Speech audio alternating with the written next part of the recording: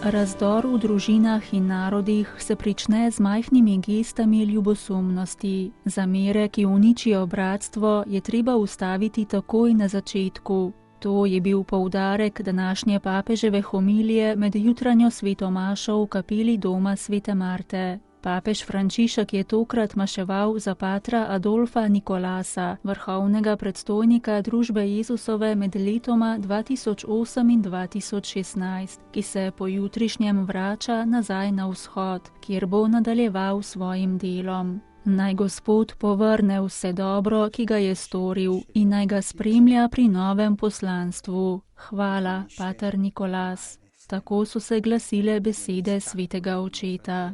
V središču njegove homilije je bilo sicer berilo iz prve Mojzesove knjige, ki govori o Kainu in Abelu. V tem odlomku se v Svetem pismu prvič pojavi beseda brat. Pripoveduje o zgodbi bratstva, ki bi moralo rasti in biti nekaj lepega, a je bilo uničeno.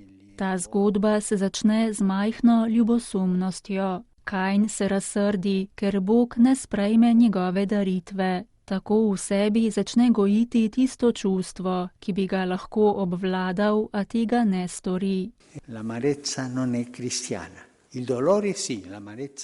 Zagrenjenost ni krščanska, bolečina da, zagrenjenost ne. Zamera ni krščanska, bolečina da, zamera ne. Koliko sovraštva, koliko razdorov.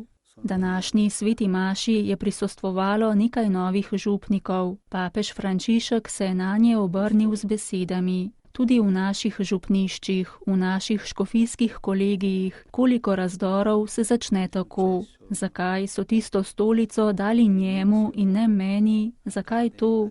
Majhne zadevice, razdori, bratstvo je uničeno. Bog vpraša, kje je Abel, tvoj brat?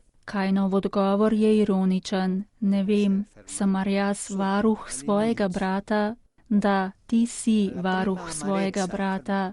In Gospod pravi, glas krvi tvojega brata iz zemlje vpije k meni.